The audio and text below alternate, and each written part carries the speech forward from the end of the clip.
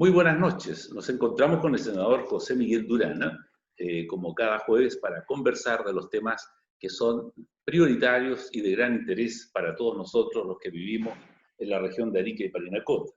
Agradecemos la gentileza que tiene de abrirse un espacio en su agenda parlamentaria y está con nosotros para conversar y con ustedes desde sus casas.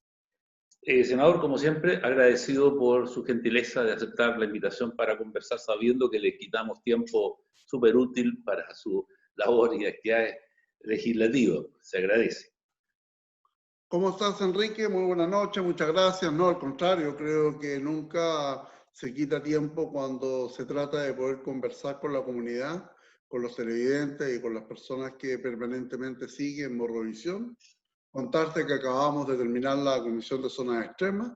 Nos volvemos a juntar mañana justamente con el objetivo de poder atender los requerimientos y necesidades de las universidades regionales en zonas extremas. No la están pasando bien. La pandemia lamentablemente también ha tocado sus puertas. El hecho de estar durante mucho tiempo sin actividad académica, sin actividad de investigación, obviamente que los tiene muy complicados. Y mañana vamos a estar desde las 12 horas con los rectores de las universidades regionales de zonas extremas y territorios especiales conversando. Por lo tanto, es un tema importante que vamos a poder dialogar la próxima semana. Bueno, qué gestiones concretas hacemos como Comisión de Zonas Extremas para beneficiar también al mundo universitario que está con dificultades. Bueno, la educación en general tiene problemas de diferente índole, pero está todo el país, digámoslo en serio, ¿no?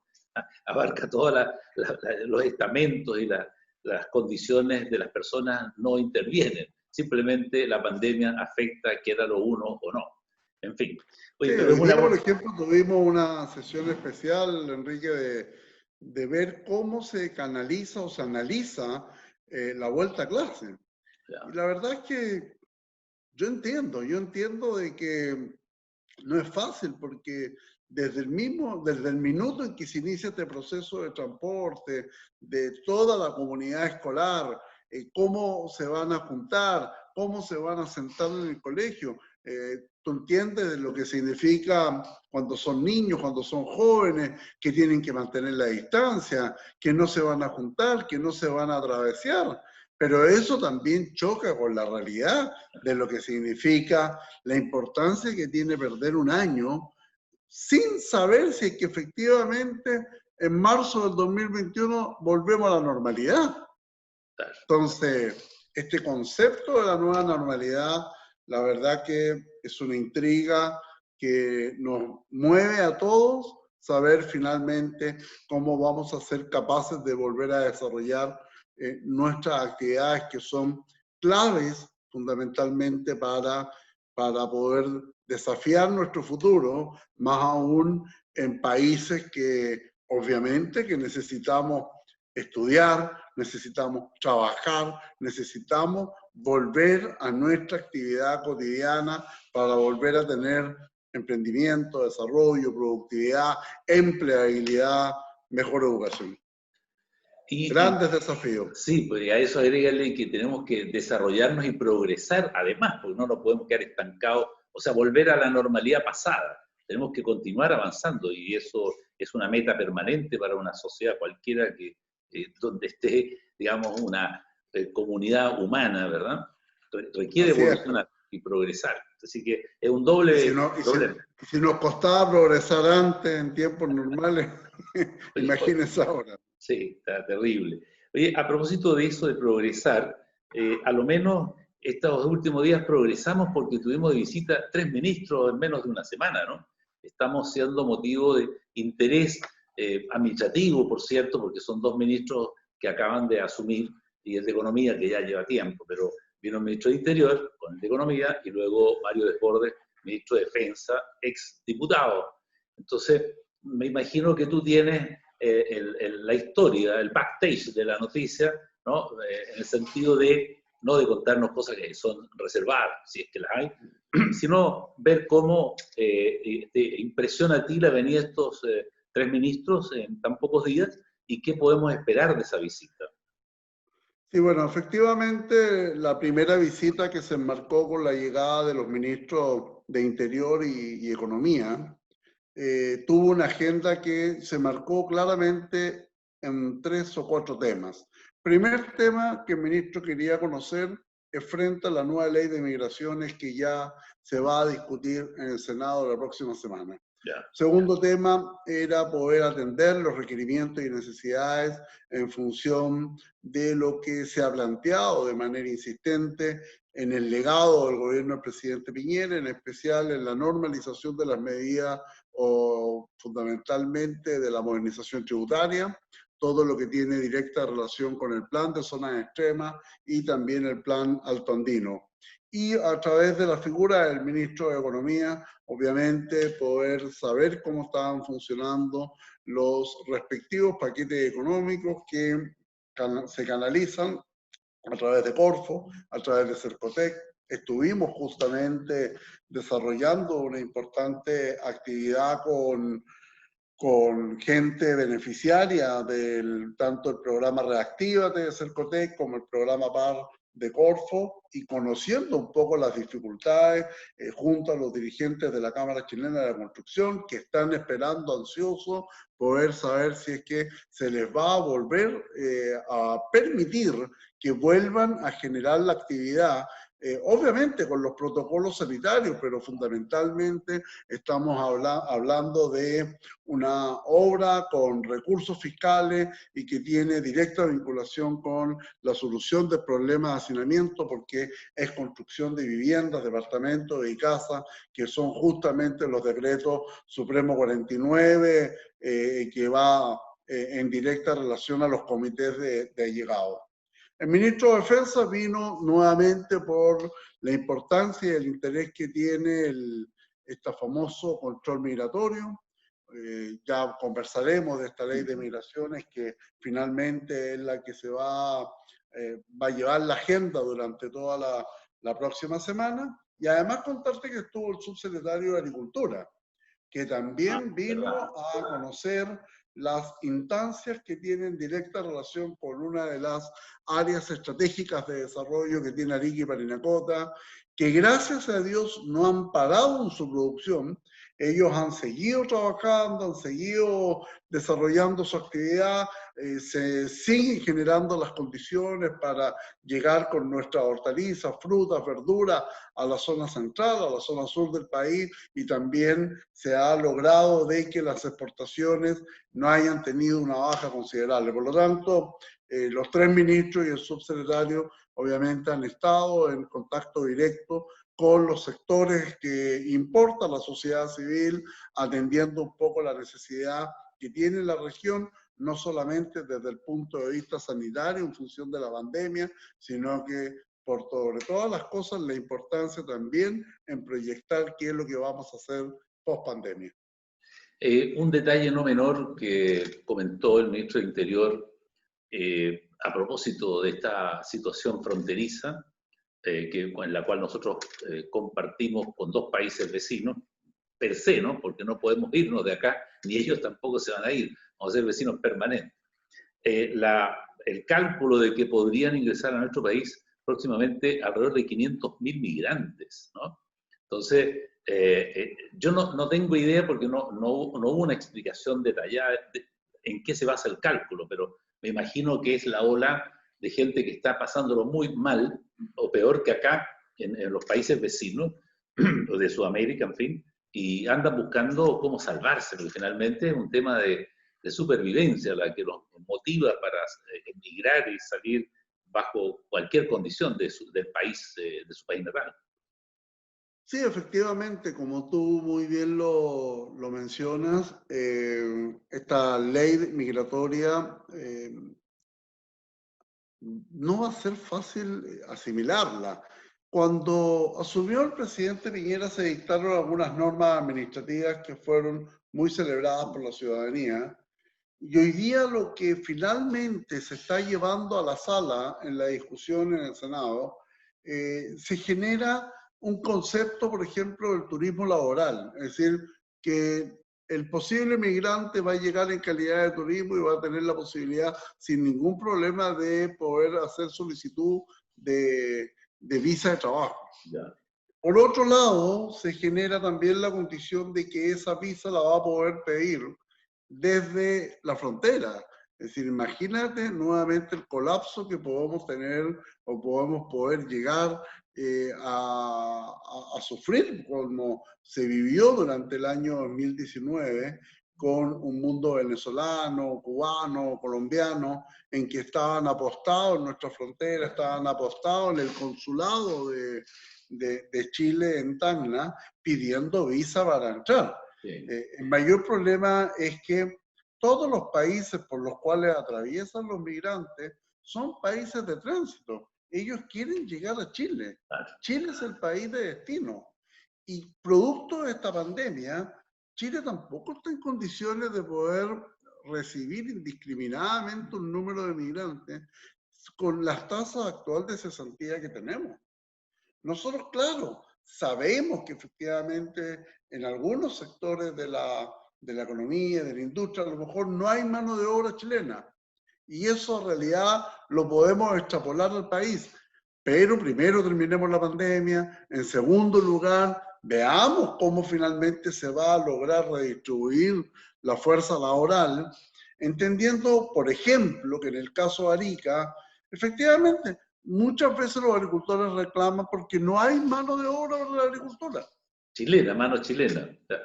Mano de obra chilena, no hay para la agricultura, o mano de obra chilena de repente no habían para una empresa conservera que funcionaba o para una empresa textil. Sí, se puede dar esa realidad que efectivamente sea así, pero eso tiene que ser, eso era en tiempos normales. Ahora, después de esta pandemia, la gente tiene que trabajar. Y puede que finalmente sea necesario que vaya a Zapa, que vaya a Utah, que trabaje en la precordillera o que trabaje en una fábrica conservera o en una fábrica textil. Y de ahí vamos a poder determinar finalmente si es que el migrante que quiere venir a Chile a trabajar, si hay espacio. Porque nunca se van a cerrar las fronteras para el turismo, nunca se van a cerrar las fronteras para aquella persona que viene a estudiar o que viene efectivamente a hacer una inversión o a desarrollarse.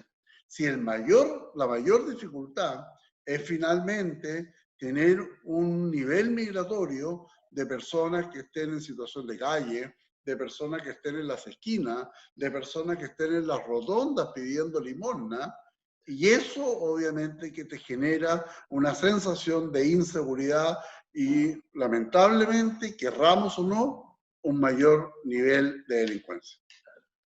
Bueno, ya incluso hay guetos aquí en Arica en sectores bien definidos que lamentablemente reúnen a personas que no han encontrado un trabajo, que son migrantes y lo único que les queda es salir a buscar a como dé lugar algún sustento, ¿no? Y eso... Esta nueva ley, imagínate, Enrique, incluye la opción de que después de 90 días de publicada la ley, esto entendamos para que la gente, esto es lo que hoy día está en el proyecto, todavía no está aprobado, Claro. pero tal como se está generando la condición y como lamentablemente un sector de la oposición lo quiere, 90 días después de publicada la ley en el diario oficial, cualquier persona, cualquier migrante que esté en la condición que esté, va a poder regularizar su situación. ¿Saben lo que eso significa? La cantidad de personas que van a tratar de atravesar a como dé lugar la frontera. Porque cuando una persona cruza por pasos ilegales la frontera, es win-win, es ganar o ganar. Porque esa persona, aunque sea detenida por la Armada, por Carabineros, por la PDI o por las mismas Fuerzas Armadas, esa persona es denunciada a la autoridad administrativa y al Ministerio Público. Y luego queda en libertad. Esa persona no es expulsada, no es llevada o sacada fuera del territorio nacional. Porque si es venezolano, esa persona tiene que salir a Perú y de Perú tiene que hacer todo un tránsito por distintos países. Por lo tanto, esa persona llega acá. Imagínense simplemente de que si todos van a saber que en 90 días dan lo mismo donde los detengan, que en 90 días van a tener todas las personas la posibilidad definitivamente de ingresar, y aunque los detengan, se van a quedar acá porque después van a tener obviamente la posibilidad de regularizar su situación en Chile. Bueno. Ese es el argumento por el cual existe una proyección que podríamos terminar con más de 500.000 migrantes que podrían ingresar o tratar de ingresar a Chile. Bueno, ahí radica la madre del cordero, ahí está el origen de aquella cifra. Oye, voy a cambiarte radicalmente de tema, pero con la senadora Sperbecker, tú estás presentando indicaciones al proyecto que reserva escaños a representantes de los pueblos originarios. ¿Eso no son originarios, pero incluye también a aquellos afrodescendientes? Así es. La verdad que lo que nosotros hemos presentado como indicación dentro de lo que hoy día es el proyecto de ley general que reserva escaños a los pueblos originarios es mantenemos la alternativa de crear un distrito nacional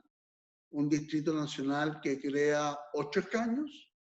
Esos 8 escaños son para las primeras mayorías de cada pueblo y su relación porcentual es de acuerdo a la cantidad de personas que están inscritas en el Registro Nacional de la CONADI o aquellas que se tengan que inscribir al 31 de diciembre del año 2020 y que para el caso de los indígenas van a necesitar certificación de la CONADI. Y para el caso de los afrodescendientes, también se tendrán que inscribir en este registro nacional que es administrado por el CERVEL, pero los afrodescendientes no necesitan certificación, sino que simplemente es de acuerdo a la autodeterminación del pueblo en función de que él sea afrodescendiente o se sienta afrodescendiente.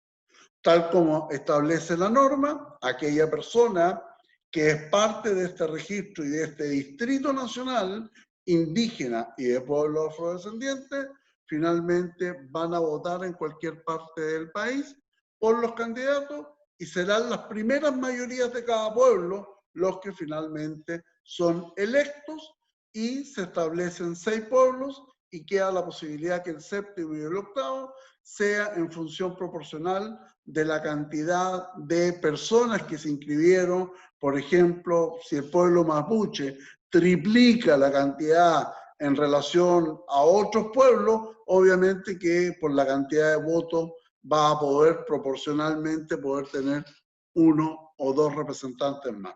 Es decir, de acuerdo a las máximas que más o menos se establecen, podrían llegar a ser 2 mapuches, 2 aymaras y un representante del resto de los pueblos, en los cuales también obviamente que se va a incluir el pueblo Rapa Nui. Por lo tanto, esta es una indicación dentro de muchas que van a circular, pero quizás la mayor ventaja mía, orientada fundamentalmente al mundo afrodescendiente, que yo voy en la indicación con una miembro de la Comisión de Constitución. Ajá. Y por lo tanto ella vota en la comisión y va a defender la indicación. Ah, qué bien, ya. Va en junio. Ahora Sperger es miembro de la Comisión de Constitución, que es la que revisa todas las indicaciones y obviamente que ella va a defender. Ahí entendí finalmente de poder tener un buen espacio. Ahora, obviamente que va a ser una comisión de mucho análisis, de mucha reflexión y también muy discutida porque hay algunos que quieren que sobre los 155 escaños que hay para la constituyente, que es igual a la Cámara de Diputados, sobre ellos estén los escaños de los pueblos originarios. Habemos otros que nos mantenemos en los mismos 155 escaños, pero le quitamos a aquellas regiones o distritos que son de supernumerarios, donde finalmente a través de ellos se elimine un constituyente para darle espacio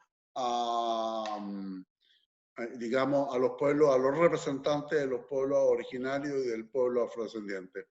Aquí el mayor punto de inflexión, estimado Enrique, y para quienes nos están siguiendo en la transmisión, es que, bueno, la oposición busca, entre comillas, buscar subterfugio para tratar de lograr números que permitan jugar con este concepto de los 2/3 que necesita cada norma en la constituyente para finalmente poder ser parte de la nueva constitución política.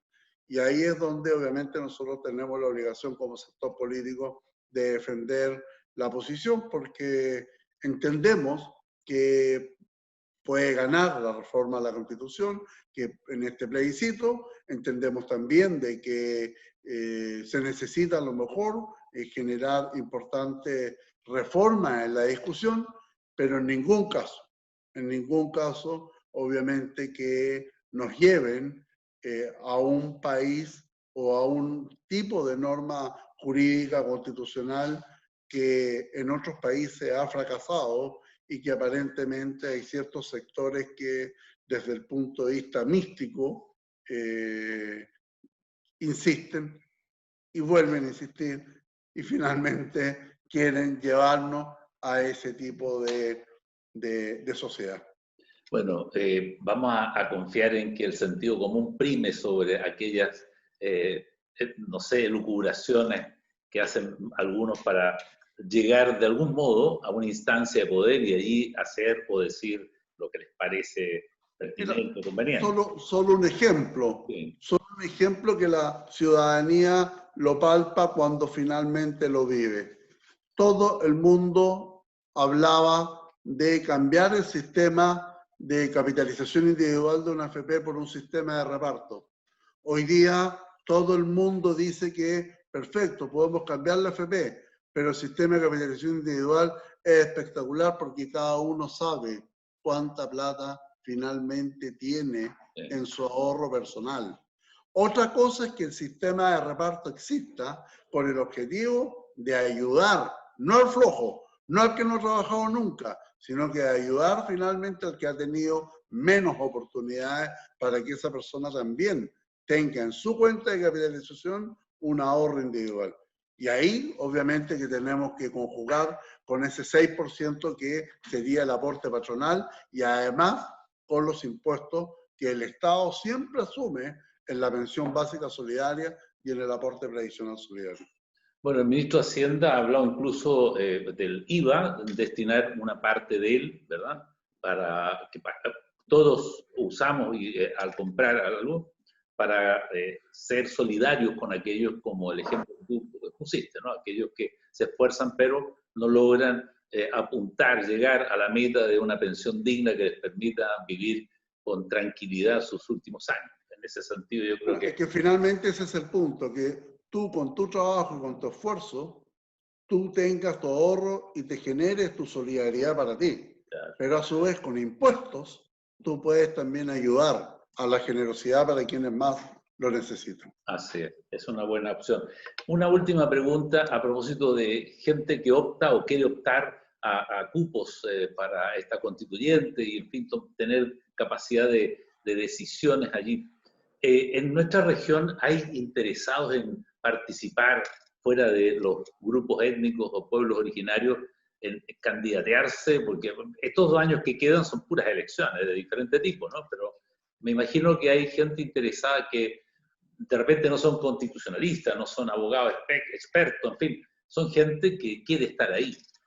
¿Ya hay algún ambiente local en ese sentido? ¿Has detectado algo?